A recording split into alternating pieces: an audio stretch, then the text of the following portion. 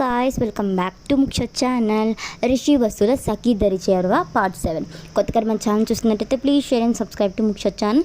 అలాగే మన సిరీస్ ఎలా ఉన్నాయి కామెంట్ చేయడం మాత్రం మర్చిపోవద్దు. ఇంకా ఆలస్యం లేకుండా సఖీ దరి చేరువలోకి వెళ్ళిపోదాం. సో అక్కడ రమ్య అలాగే వసు ఇద్దరు బిక్క చచ్చిపోయి రాత్రి వసుని అలా చూసి మైమర్చిపోయిన దివాకర్ ఎలాగన్నా సరే వసుని దక్కించుకోవాలని చెప్పి తను వెళ్ళంగానే తన వెనక కొంతమందిని సెక్యూరిటీగా పెడతారు. తన్ని ఎవరిని చూసినా అక్కడికక్కడే నరికి పారేయండి అని చెప్పి ఇంకా అంత క్రూరంగా ఆలోచిస్తూ అక్కడే ఉన్న దివాకర్ మాటలన్నీ వింటుంది తన రెండో భార్య. అయితే తన దగ్గరికి వెళ్ళి ఏంటిది దివాకర్ అని అడగ్గా తను నేను పెళ్లి చేసుకోవాలనుకుంటున్నాను అని చెప్పి తనతో చెప్పేస్తాడు. ఇంకా తను ఏమీ చెప్పదనమాట. ఎందుకంటే దివాకర్కి ఎదురు తిరిగితే తన స్థానం ఎక్కడో తనకి బాగా తెలుసు కాబట్టి ఇంకా తన పాటికి తను వెళ్ళిపోతుందన్నమాట. ఇంకా ఉదయమే వస్దర అలా ఎప్పుడు వచ్చే దారిలో కాకుండా వేరే దారిలో రావడం చూసిన దివాకర్ మనుషులు తన్ని అడ్డగించి తన మీద చేయి వేయాలనుకున్న ఆ రౌడీల్ని చేయి అక్కడికక్కడే నరికి పారేస్తారనమాట. ఆ చెయ్యి దూరంగా వెళ్ళి పడటంతో ఇక్కడ మన రమ్య అలాగే మన వసు బిగుసుకుపోతారనమాట. మన రిషి బాబు ఇంకా మార్నింగే లేచి ఫ్లైట్ ఎక్కి ముంబైకి అయితే వస్తాడు. అప్పుడే ట్రాఫిక్ జామ్లో ఆగిన రిషి బాబుకి ఈ దృశ్యం అంతా కనిపించి చూస్తూ ఉంటాడనమాట. పక్కనే అదంతా చూసి వణికిపోతున్న వస్తుని చూసి తన ఫేస్లో తన సఖిని మొదటిసారి చూసిన ఫీలింగ్ కలుగుతూ ఉంటుంది. అలాగే వసుని రెప్ప వేయకుండా చూస్తూ ఉంటాడు. అక్కడ జరిగేది మొత్తం ఏది చెవికెక్కించుకోవడం అనమాట. పక్కనే ఉన్న వీర అలాగే కార్తీక్ ముందు ఏం జరుగుతుందా అని చెప్పి చూస్తూ ఉంటారు. ఇంకా తనతో పాటు వచ్చిన ఇంకో వ్యక్తిని కూడా మెడకాయ కోడి మెడకాయ విడిచినట్టు విడిచేసి అక్కడంతా క్లీన్ చేసి దివాకర్ మనుషులు వెళ్ళిపోతారు. సో ఇంకా వణుకుతూ ఉండడంతో రమ్య వెళ్ళి వాటర్ తీసుకుని వచ్చి ఇంకా వసు చేతులు పెడుతుంది. బస్సు ఆత్రంగా మొత్తం నీళ్లు ఒంటి మీద పోసేసుకున్నట్టు తాగుతూ ఉంటే ఎంత భయపడిందో రమ్యకు అర్థమవుతుంది. ఇంకా మెల్లగా తను సముదాయించి ఆఫీస్కి అయితే తీసుకుని వెళ్తుంది. ఇదంతా చూస్తున్న కార్తీక్ అలాగే వీరాకి రిషికి ఏం అర్థం కాదు. తన సఖిని ముట్టుకోవాలనుకున్న వాణ్ణి చంపాల్సినంత అవసరం ఎవరికి ఉందో తనకు అర్థం కాలేదన్నమాట. ఇంకా అక్కడి నుంచి తన బాడీ గార్డ్స్ని బస్సు వాళ్ళని ఫాలో అవ్వమని చెప్పి వాళ్ళు అర్జెంట్ మీటింగ్ ఉండడంతో ఆఫీస్కి అయితే వెళ్ళిపోతారు. ఇంకా మన పాప ఆఫీస్కి వెళ్ళి ఇంకా తన భయం తగ్గించుకోకపోవడంతో కొంచెం స్థిమితపడిన తర్వాత వర్క్ చేసుకుంటూ ఉంటుంది. ఇదంతా సీసీ కెమెరాలో నుంచి చూస్తున్న దివాకర్ ఫేస్ మీద ఈవిల్ స్మైల్ వస్తుందన్నమాట. ఇంకా తను వర్క్ చేసుకుంటూ అప్పుడప్పుడు వసుని గమనిస్తూ ఉంటాడు. ఇంకా వసు దగ్గరికి ఒక అతను వస్తాడు. తనే రాకేష్ వస్తారా అని చెప్పి పిలుస్తాడు. హలో అన్నయ్య అని అంటుంది. ఈరోజు నా బర్త్డే, స్వీట్ తీసుకో అని అంటాడు. స్వీట్ తీసుకొని హ్యాపీ బర్త్డే అన్నయ్య అని అంటుంది. అమ్మా అని చెప్పి వాళ్ళు మాట్లాడుకుంటూ ఉంటారు. ఇంతలో రాజేష్ అని వస్తారనమాట. వసుకి ఎప్పటి నుంచో లైన్ వేస్తూ ఉంటాడు. ఇంకా తను వచ్చి కావాలని చెప్పి తనకి వర్క్లో డౌట్ లేకపోయినా సరే వసుని అడుగుతూ ఉంటాడు. రాకేష్కి రాజేష్ ప్రవర్తన అస్సలు నచ్చదనమాట. రాకేష్ వస్తారా, సాయంత్రం పార్టీ ఇస్తున్నాను, నువ్వు తప్పకుండా రావాలి అని అంటూ ఉంటే రాజేష్ కూడా అవును వస్తారా, నువ్వు కూడా వస్తే చాలా బాగుంటుంది, మేమందరం కూడా వస్తున్నాం అని చెప్పి ఎగ్జైటింగ్గా అడుగుతాడు. సారీ అండి, నాకు అలాంటి వాటి మీద ఇంట్రెస్ట్ లేదు అని అంటుంది. ఓకే అని చెప్పి రాకేష్ అక్కడి నుంచి వెళ్ళిపోతారనమాట. వసు సున్నితంగా తిరస్కరించేకి ఇంకా రాజేష్ ఉండి అక్కడే కొన్ని డౌట్స్ అయితే చెప్పించుకుంటూ ఉంటాడనమాట. అమ్మయ్య, నా డౌట్స్ అన్నీ క్లారిఫై అయ్యాయి, థ్యాంక్ యూ వస్తారా అని చెప్పి షేక్ హ్యాండ్ ఇస్తాడు. వసు కొంచెం మొహమాటంగానే షేక్ హ్యాండ్ ఇస్తుందన్నమాట. వాళ్ళిద్దరు షేక్ హ్యాండ్ చూసి దివాకర్ కోపంగా ల్యాప్టాప్ క్లోజ్ చేసేస్తాడనమాట. ఇంకా ఇంతలో రాజేష్ని కాల్ చేసి క్యాబిన్లోకి అయితే పిలుచుకుంటాడు. ఒక ఫైల్ తన ముందు వేసి వెళ్ళి కన్స్ట్రక్షన్ చూసిరా, అర్జెంట్గా ఈవినింగ్ లోపు సబ్మిట్ చేయాలి అని అంటాడు. ఓకే సార్ అని చెప్పి ఆ ఫైల్ తీసుకొని వెళ్తాడు. తను వెళ్తూ ఉంటే ఈవిల్ స్మైల్ అనమాట. 15 minutes తర్వాత దివాకర్కి ఒక కాల్ వస్తుందన్నమాట. సార్ మీరు చెప్పినట్టే ఆ చెయ్యి ఎరగొట్టేశాను సార్ అని అంటాడు. దివాకర్ పెద్దగా నవ్వుతూ నాకు దక్కాల్సింది నాకు మాత్రమే దక్కాలి, దాని మీద ఎవరైనా ఆశపడితే ఆ రోజే వాడికి ఆఖరి రోజు, చంపి పారేస్తాను వాడిని అని చెప్పి కోపంగా అనుకుంటూ ఇంకా వర్క్ మోడ్లోకి అయితే వెళ్ళిపోతాడనమాట.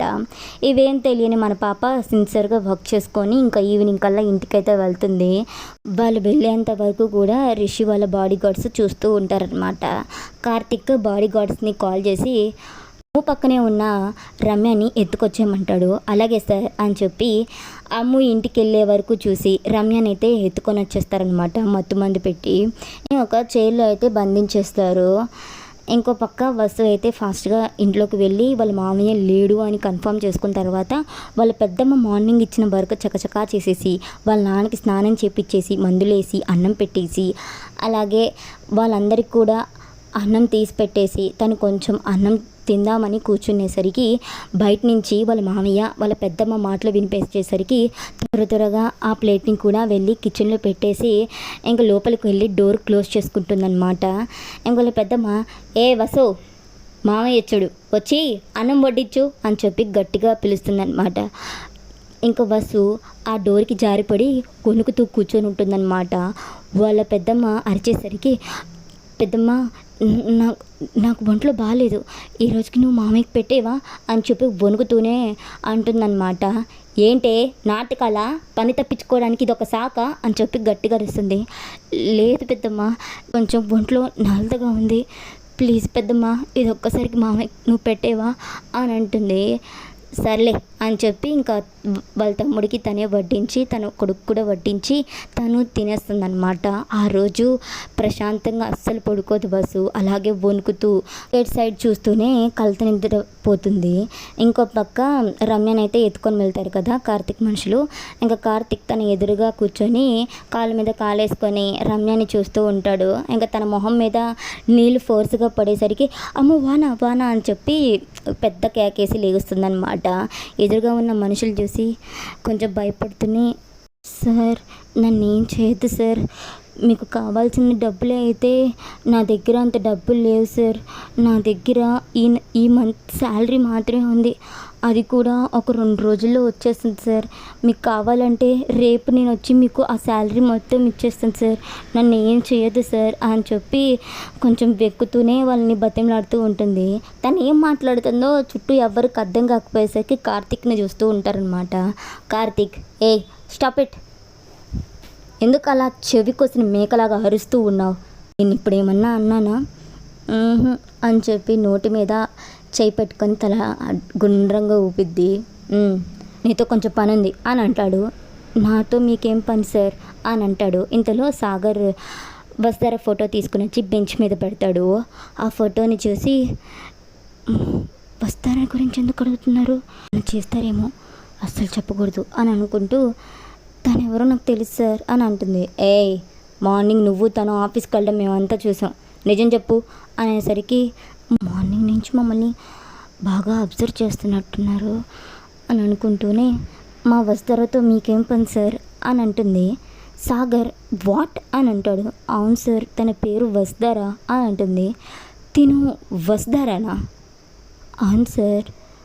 సరే మా అమ్మ గురించి చెప్పు అని అంటాడు కార్తీక్. అమ్మునా? అమ్ము ఎవరు సార్, తన పేరు వసుధర కదా అని అంటుంది. ఓకే వసుధరనే అమ్ము గురించి చెప్పు, తన గురించి మాకు ఫుల్ డీటెయిల్స్ కావాలి అని అంటాడు. వసుధర గురించి మీకెందుకు, నేను ఎందుకు చెప్పాలి అని కొంచెం కోపంగా గట్టిగా అరుస్తుందనమాట. కార్తీక్ తన పాకెట్లో ఉన్న గన్ తీసి స్టూల్ మీద పెడతాడనమాట. దెబ్బకి మ్యూట్ అయిపోతుంది. చెప్తావు కదా అని అడుగుతాడు. అని చెప్పి తల గుండ్రంగా ఊపి చెప్తాను సార్ అని చెప్పి చెప్తూ ఉంటుంది. ఇలా అది మీకు నేను చెప్తాను, తనకి నీకు ఎలా పరిచయం అని చెప్పి అడుగుతూ ఉంటాడనమాట. అది నేను ఆర్ఫన్ సార్, నేను ఒక అనాథ శరణాలయంలో ఉండేదాన్ని. బస్సుకి 4 years ఉన్నప్పుడు ఈ ఊరికి వచ్చారంట. తన బర్త్డే రోజు ఆర్ఫన్కి తీసుకొని వచ్చారు అంకుల్. అప్పటి నుంచి మేము ఇద్దరం బెస్ట్ ఫ్రెండ్స్ అయ్యాం. అంకుల్ ఇక్కడే ఒక కంపెనీలో గుమ్మస్తాగా వర్క్ చేస్తూ ఉండేవాళ్ళు. వసుతో పాటు నన్ను కూడా స్కూల్లో జాయిన్ చేసి చదివించేవాళ్ళు.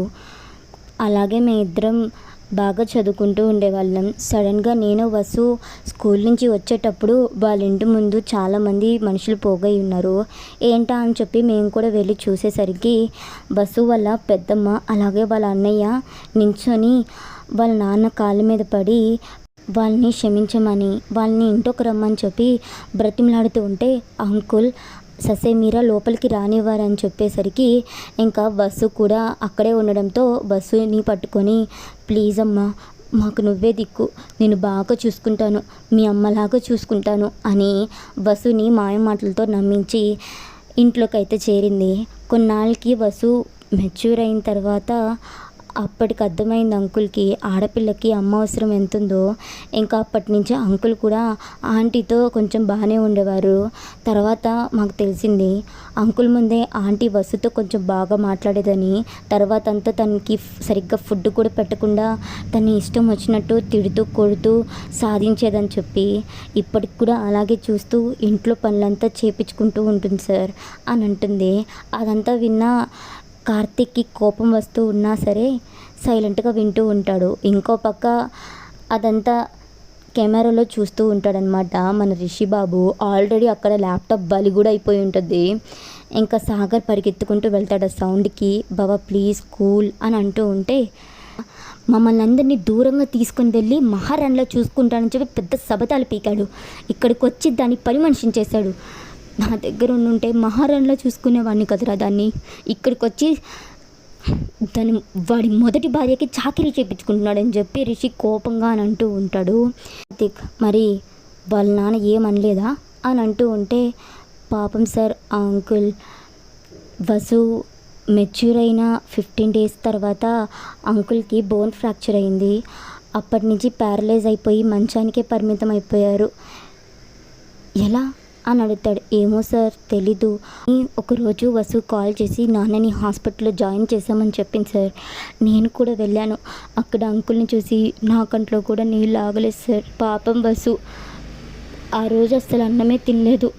అలాగే ఏడుస్తూనే కూర్చొనుంది. నాకు మా నాన్నలేని లోటు ఆయన తీర్చారు సార్ అని చెప్పి రమ్య కూడా ఏడుస్తూ ఉంటుంది. కార్తీక్ రమ్యని చూస్తూ ఉంటాడనమాట. ఈ మాటలన్నీ విన్న తర్వాత రిషి కొంచెం కామ్ అవుతాడు. ఇంకా కార్తీక్ సరే పద వెళ్దాం అని అంటాడు. ఇంకా రమ్యని తీసుకొని వాళ్ళ ఆఫ్టర్నూన్లో డ్రాప్ చేసేసి వచ్చేస్తాడనమాట. వచ్చేసరికి అక్కడ వీరేంద్ర నాయుడు గారు కూడా ఉంటారు. వీర రిషి పక్కనకి వచ్చి రిషి మనల్ని మామయ్య అమ్ముని అలాగే అత్తని మన నుంచి దూరం చేసి ఆయన తప్పు చేశారు కాదన్ను, కానీ ఈ పరిస్థితిలో ఆయన ఉన్నారంటే ఏదో జరిగే ఉంటుంది. మళ్ళీ మన దగ్గరికి రాకపోవడానికి ఏదో బలమైన కారణం ఉండే ఉంటుంది. ప్లీజ్ రిషి కోపం తెచ్చుకోవద్దు, శాంతంగా ఆలోచించి నిర్ణయం తీసుకుందాం అని అంటాడు. కానీ ఒక్కటి మాత్రం అన్నయ్య, నా వసుకి ఇన్ని బాధలు పెడుతున్న దాన్ని మాత్రం వదిలిపెట్టడం అని కోపంగా అక్కడి నుంచి వెళ్ళిపోతాడనమాట రిషి. ఇక్కడితో స్టోరీ అయిపోయింది. కొత్తగా మన ఛానల్ చూస్తున్నట్టయితే please share and subscribe to Muksha channel.